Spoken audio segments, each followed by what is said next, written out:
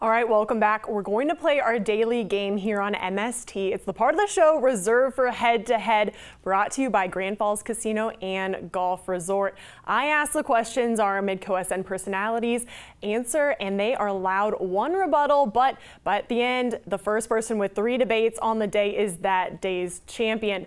Of course, we've been keeping track of our standings all season long, and we will have an epic head-to-head single elimination tournament towards the end of spring, with a winner being crowned at the end of the month. So going head to head today, we have the Sioux Falls crew in the house, Jay and Jandy. Jandy won the coin flip and he has decided to go second. So are you guys ready to get rolling? Yes. All right, they sound ready. You both are coaches of youth sports. What is the best part of being a youth sports coach, guys? Oh man, for me, it's without question seeing your players improve. And that's not just my child, it's all of my kids. And I've got a great team. For instance, U9 girls soccer right now in the fall. It was a little rough. Finally won a game our last time out, and that felt like a great way to go into the offseason. Now all of a sudden, I'm seeing these girls develop. They're starting to understand the game a lot more. And knowing that I had just a hand in that, a small hand in that, is really, really rewarding for me. So for me, that's clearly the number one thing I take away from the experience. That is very important. All right, Jandy, what do you got to say? Well, that's a lot of fun. Winning championships is awesome. I mean, I've coached the softball team for 10 years. We were not very good the first 6 or 7 years, but the last 3 seasons, championships. And let me tell you, much more fun to win championships than to watch your kids improve. Let's be honest here. The improvement of the kids, that's the obvious answer here. But winning is great. So, in other words, you want to be coach of the year of the champs. Is that what you're going for right now? Come on now. That's not that really is what we're going that's for. not Guys. really what you believe. That is the most ridiculous thing said in the history of this television show, and there's no way you believe that. You You're want right. to see your daughter and all the rest of your girls get better, period. I had 9 seconds left. I was going to turn the conversation around at the end and say, you're right. Watching a kid improve from not knowing what they're doing at the beginning of the season to being a skilled athlete at some part of that game, and then really teamwork too. Watching teamwork in motion, it's a huge part of youth sports, and you got to love that. And that moment when they finally see it click into place, where mentally they understand what they're doing, and you know that you got them to that point. And that's why it's so fun. It's so exciting because you see the smiles on their faces when they understand that they understand. That and championships. All right, well, I like both answers. Improving is very important, but do you win championships unless you improve? I mean, you got to go there, so I'm going to have to go with Jandy. I mean, Championships. you got to improve. You got to watch the kids develop to get to the championship. I mean, and then the kids got to love to win a little bit. The whole array. I'm sorry, Jay, but he was so passionate about it, so got to go with Jandy on this one. All right, guys, next question. Which NBA Conference Finals series has a more interesting storyline? All right, Jandy, you're up first. I'll tell you what, the Eastern Conference Finals are going to be fantastic. You've got a team in the Boston Celtics that have had to struggle to get to this point, but they were able to show that they can match up with any team in the East and defy odds on their way, even without their best player in Kyrie Irving. And now you've got Kyrie Irving's team going against his old team in the Cavs, a team that a lot of people wrote off as well in the midseason when they had coaching struggles, they had losing streaks in the middle of the season, they couldn't play defense, and now they've turned it around as well. I think there's way more storylines in the East. That's really cool that you think that. But you just made the argument about how important championships is, and whoever wins that series is essentially playing for the right to lose to the winner of the other series, which is Houston and Golden State. These are 2 juggernauts. I mean, NBA top-notch teams, not just this year. We're talking decades. I mean, these teams are phenomenal going head-to-head. Can the Rockets finally knock off the Warriors? I mean, it's heavyweight on heavyweight, and I don't see how you can trump that with just kind of the uniqueness of what's going on the other side.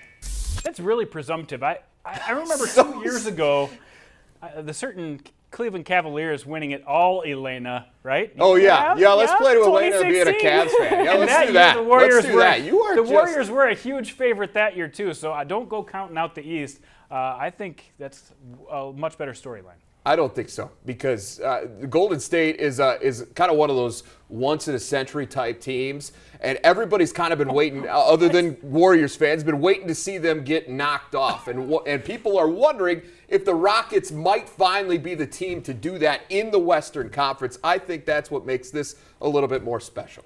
All right, I think we can both agree that these are the teams we want to see in the conference finals. So that's exciting for that end. And I would go with the Cavs and the Celtics if Kyrie was in. I mean, just to me, that matchup would be a lot better if Kyrie was healthy. So I'm going to have to go with Jay. I mean, I would love to see the Warriors get knocked off just because I am a Cavs fan. But I think the better storyline would be with the West. All right, Jay, congratulations. All right. All right. Heat it up. Let's do this. Number 3 tonight is the Power Rigs High School Football Combine in Sioux Falls. So how important are those measurables in football recruiting? All right, go. You know what? They are important.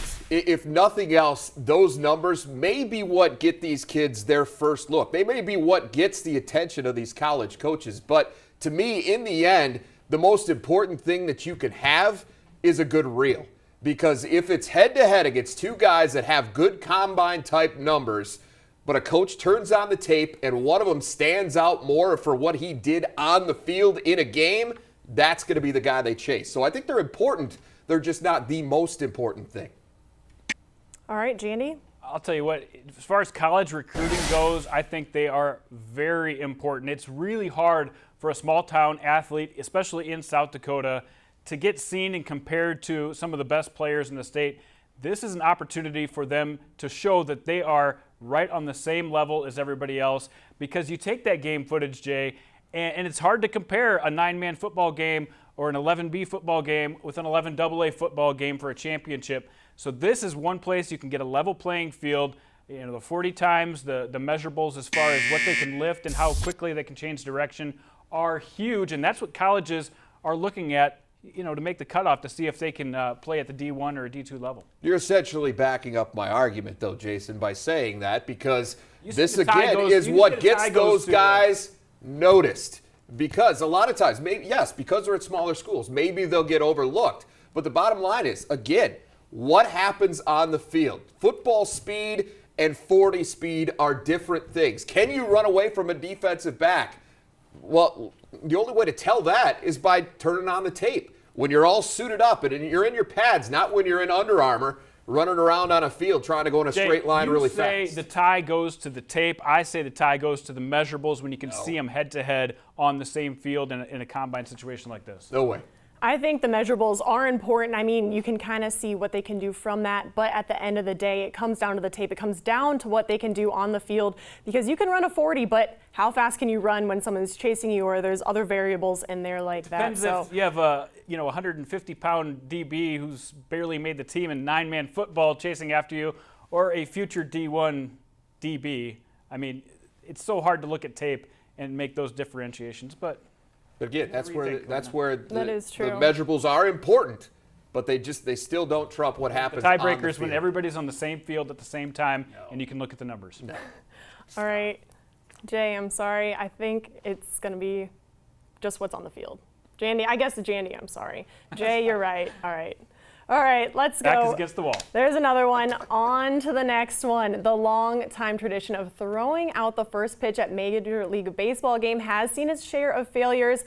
Which of these first pitches is the worst of all time? Here we go. We got 50 Cent right here. Oh, no, that's really out of there. Oh, yes. And This is the most recent one here. Akbar Baja Bilamila and Carly Rae Jepsen. Oh, man. I can't lie. I'm not sure I would do better than any of them there. Yes, but, you would. Guys, what do you promise. think? I'll start this thing off. I think they are all horrendous. You've got one professional athlete, though, in this group of 3 people, and that's Akbar Baja Biamila. Yeah, I know he was a football player, linebacker, but that's got to be embarrassing for a professional athlete to throw one like that. As far as the actual throw itself, Carly Rae Jepsen's by far. I mean, that didn't even make it 5 feet past the mound. That was terrible. But I think the most shame goes to Akbar Baja Biamila because he was an NFL athlete. Okay, one thing. Carly Rae Jepsen. I mean, are we surprised that the girl who gave us Call Me Maybe did that on a pitcher's mound? No, we are not. The thing I'll say about Akbar Biamila is, yes, he's an athlete, but he tried to get cute here. You could tell by the windup of the pitch, and he just, the release was all off. He just tried to get cute, and it backfired. 50 Cent was not even in the stratosphere of the dirt around home plate. So while Biamila bounced the ball, it still headed toward the plate. I mean, it was in the general right direction. If you were in the third row, you were in danger when 50 Cent was on the mound. Oh, So the man. question is, which one was the worst? I still 50 think it's Cent. Pasha Biamila. All right, they can rap, they can sing, but I think it's most embarrassing coming from an athlete. It is. I mean, Fair that's an athletic ability. I mean, it's a tough one. I mean, not everybody can throw out a pitch, but yeah. All right, Clearly on those three can't. no, they need some pitching lessons before they step back out on the mound again. But on to number 5, the Toronto Raptors coach Dwayne Casey was fired today. Was this a mistake by the organization, Jay? Oh, tremendous mistake for the Raptors. They improved in 6 out of his 7 seasons as head coach of that franchise. They won 59 games this year. That's a franchise record. They were the number 1 seed in the East. And oh, by the way, he made the playoffs. This was the 5th time in those 7 seasons. And he was just named Coach of the Year by his peers. The other coaches in the league just named him the best coach in the league for the job he did this year. I understand that people want to win championships, and it's the second year in a row that they've been swept out of the playoffs by the Cavaliers. But they do have LeBron James, who's the best player in the world. So Dwayne Casey didn't do anything to deserve to be fired here. All right, Jandy? All right. Well, Dwayne Casey probably didn't deserve to get fired, but he did not have to ask for more money at this point in his career. Yeah, I know he just got the Coach of the Year award, and that's the time to try to re-up, but that really ended up burning him. And when you are in the management, if you are going in the right direction as your head coach or in the wrong direction with your head coach as far as how do personalities get along, how are we going to be able to take that next step? And if this is not the guy that's going to take it to the next step, why not cut ties? I mean, how many times has that backfired to fire your head coach in the NBA? It's not that big of a deal, I don't think. Hey, one thing is that you can't coach, and that is heart. And clearly, during the regular season, he had it figured out. The team chemistry was good enough to win 59 games. It's on the players to perform as poorly as Toronto did in that series. Did he make some questionable decisions? Yes. But in the end, you've got guys like DeMar DeRozan, who's one of the best players in the league, or thinks he is anyway, and he didn't get the job done. And it ultimately cost Dwayne Casey his job.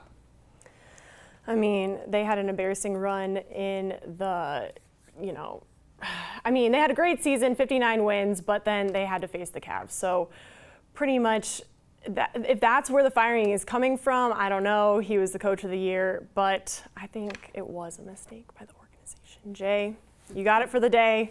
Thanks for playing, guys. If you have any topics or questions you'd like debated, join the conversation and let us know. You can tweet them at me, that's at eLanson, MidcoSN, or to our network account at MidcoSN. We would love to hear from you. We're going to take a break, but when Midco Sports Tonight returns, I'll update you on the latest addition to USD basketball staff and let you know what's happening on our network for the weekend. Stay right here.